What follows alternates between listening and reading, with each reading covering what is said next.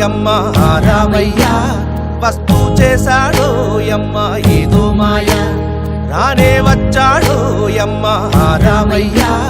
వస్తూ చేశాడో యమ్మ ఏదో మాయ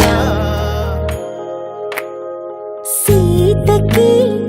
రాముడే సొంతమయ్యే చోటిది నేలతో ఆకాశం